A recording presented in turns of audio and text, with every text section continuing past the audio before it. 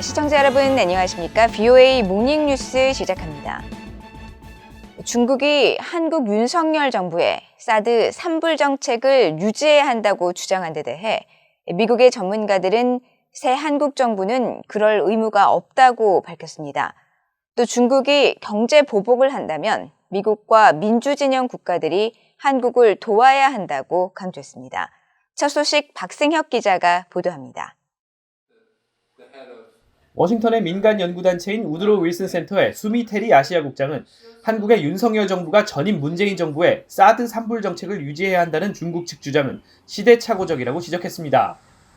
사드 산불 정책이 처음 등장한 2017년과 지금은 한중 관계는 물론 미중 관계 상황도 많이 달라졌다는 것입니다. 2022 is not 2017. China is overplaying their hand. China is miscalculating. They don't understand the public sentiment has really changed when it comes to China. 국무부 차관보를 지낸 로버트 갈루치 전 미국 북핵 특사는 전임 한국 정부의 산불 정책이 과연 차기 정부에서도 효력이 있느냐는 문제가 있다며 미국이라면 그렇지 않을 것이라고 말했습니다. 스콧 스나이더 미국 외교협회 미한 정책국장도 전임 정부의 사드 산불 정책이 한국 내에서 초당적 지지를 받지 못하고 있다며 중국이 또다시 경제 보복을 가한다면 국제적으로 외교적 미숙함만 드러내게 될 것이라고 지적했습니다. If China were to default to retaliation, it would reflect diplomatic immaturity and it would affirm a lot of preconceptions about Chinese relative irresponsibility or unwillingness to adhere to international norms. 에반스 리비어 전 국무부 동아태 수석 부차관보는 미국과 한국은 중국이 또다시 경제 보복을 가할 경우 가치를 공유하는 다른 나라들의 지원 체계를 마련하는 것이 중요하다면서 특히 미국의 역할을 강조했습니다. The United States has an obligation, I think, to do whatever it can to support its allies and its partners to prevent them from succumbing to Chinese pressure. 한국의 전임 문재인 정부는 지난 2017년 사드를 추가 배치하지 않고 미한일 군사동맹을 추진하지 않으며 미국 주도 미사일 방어 체계에도 동참하지 않겠다는 내용의 사드 산불 정책을 추진하겠다고 밝혔습니다.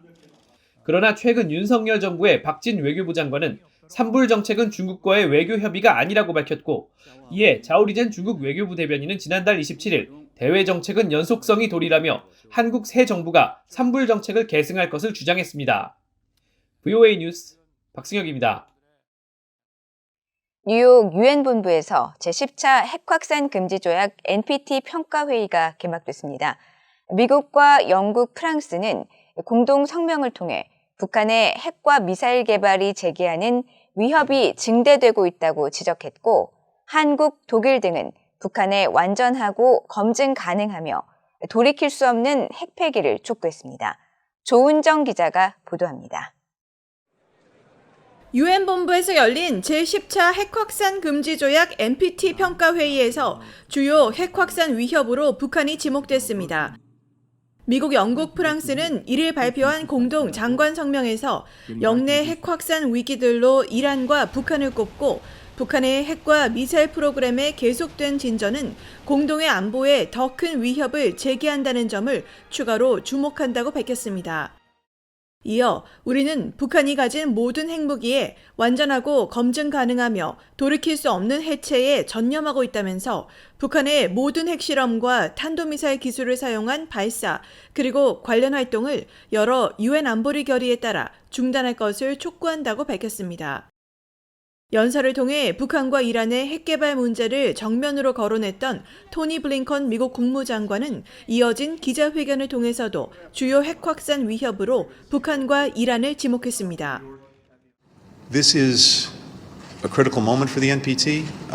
It's a challenging one too because different parts of this regime are under challenge. And of course we see that particularly in the area of non-proliferation when we have challenges being posed by Iran, by North Korea. And now in different ways by Russia.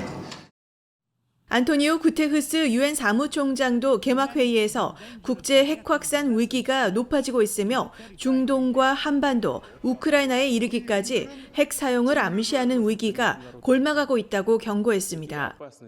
라파엘 그로시 국제원자력기구 IAEA 사무총장도 주요 핵 위기 상황으로 우크라이나와 이란, 한반도를 꼽았습니다.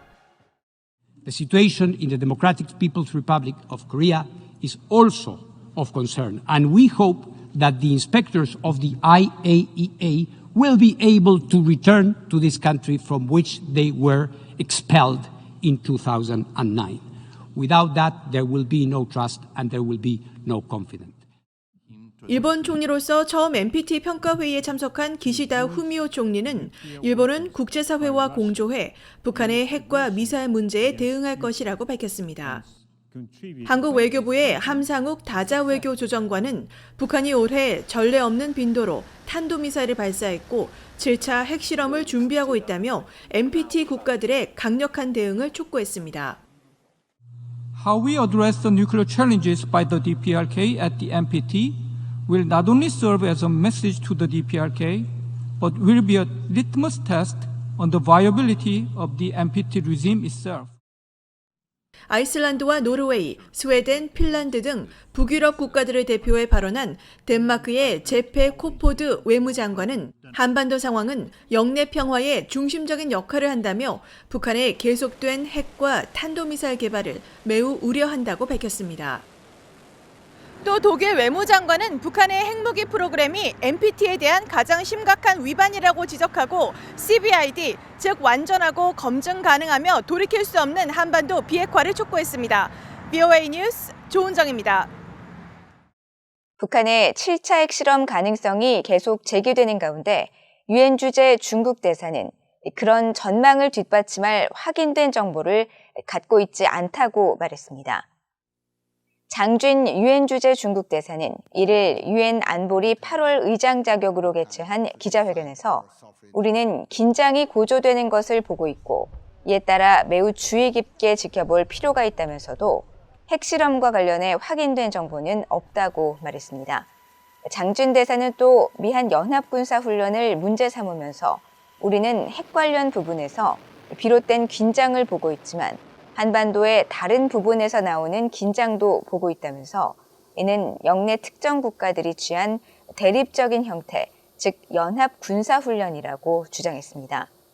그러면서 대화와 협상을 통해 해법을 도출할 수 있다는 것이 우리의 바람이라며 지난 몇 년간 우리는 북한이 취한 긍정적인 반응과 행동을 봐왔다고 주장하면서 추가 대북 제재에 대한 반대 입장을 다시 밝혔습니다.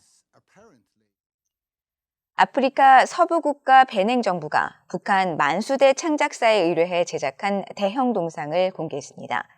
아프리카에 북한이 제작한 동상이 하나 더 늘면서 유엔 안보리 대북 결의 위반 사례도 새롭게 추가됐습니다. 함지하 기자입니다. 베냉 정부가 북한이 만든 대형 동상의 준공을 기념하는 행사를 열었습니다. 베냉 대통령실 트위터와 유튜브 등 사회 연결망 서비스를 비롯해 현지 언론 등에 따르면 베냉 정부는 지난달 30일 제막식을 통해 최대 도시 코토누에 건립된 30m 동상을 공개했습니다. 파트리스 탈롱 베냉 대통령이 동상 아랫부분의 문구를 가린 천을 직접 제거하며 제막을 공식화한 이 동상은 베냉의 전신인 다호메이 왕조의 여군부대 군인 다호메이 아마존을 형상화한 것으로 머리카락이 짧은 여성이 한 손에 창을, 다른 한 손에는 칼을 든 모습입니다. 앞서 BOA는 북한 만수대 창작사의 위장 회사가 베냉 정부로부터 동상 건설 수주를 받아 이 동상을 건립했다고 보도했습니다. 이후 BOA는 동상의 건축 도면 컴퓨터 파일을 입수해 북한의 위장 회사가 청룡 국제개발회사며 베냉의 생활환경 및 지속개발성으로부터 수주를 받았다는 사실을 파악해 공개했습니다. 베냉 정부는 당초 2020년 8월 이 동상을 공개할 계획이었지만 약 2년이 지나서야 제막식을 열었으며 이로써 아프리카에는 북한이 제작한 대형 동상이 하나 더 늘게 됐습니다. 현재 아프리카에는 세네갈과 보츠와나, 앙골라, 차드, 토고, 적도기니, 짐바브웨 등의 북한 만수대 창작사가 만든 동상이 세워져 있으며 북한이 동상 제작을 통해 상당한 외화 수익을 거뒀다는 지적이 제기됨에 따라 유엔 안보리는 북한의 해외 동상 수출을 전면 금지해왔습니다.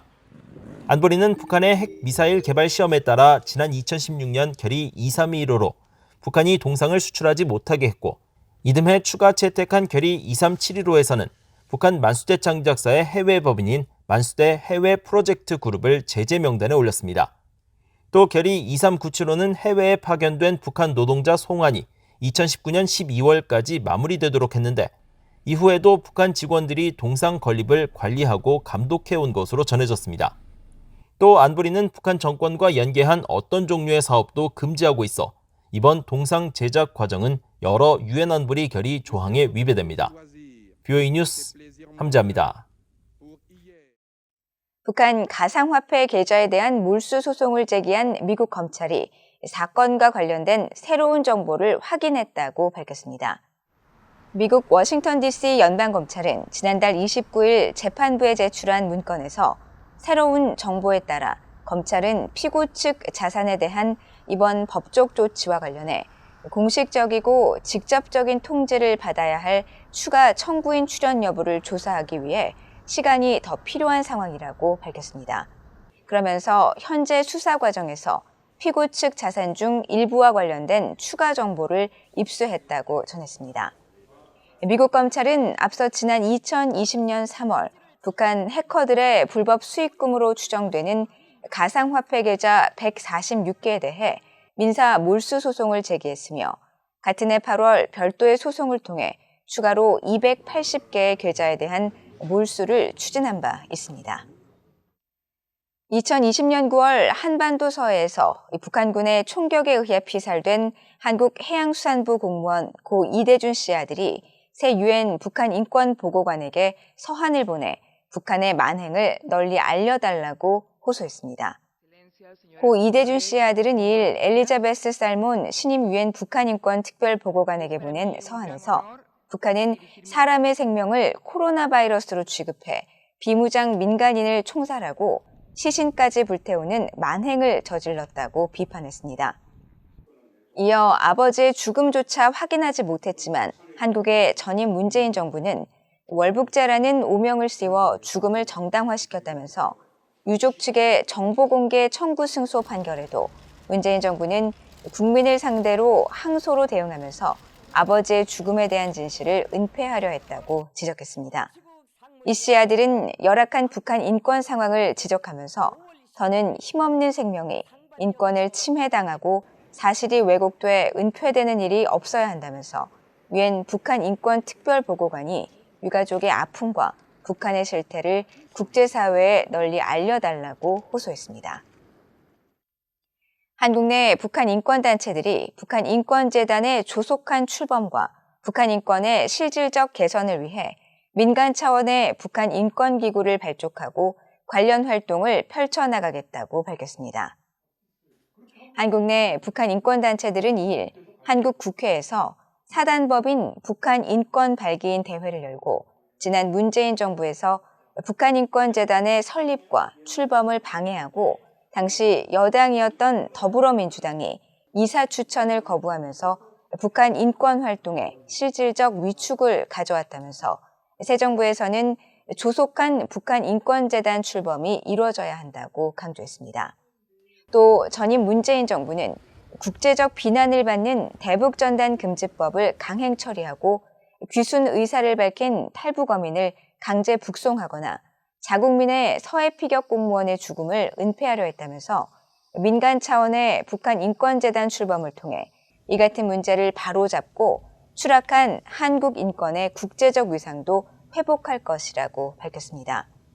이번 사단법인인 북한 인권 출범에는 이정훈 전 한국 외교부 북한 인권대사와 김서구 전 통일부 차관 등 수십 명의 전 현직 통일 또 인권 분야 당국자들과 전문가들이 참여했습니다. 이상으로 BOA 모닝뉴스를 모두 마칩니다. 시청해주신 여러분 고맙습니다.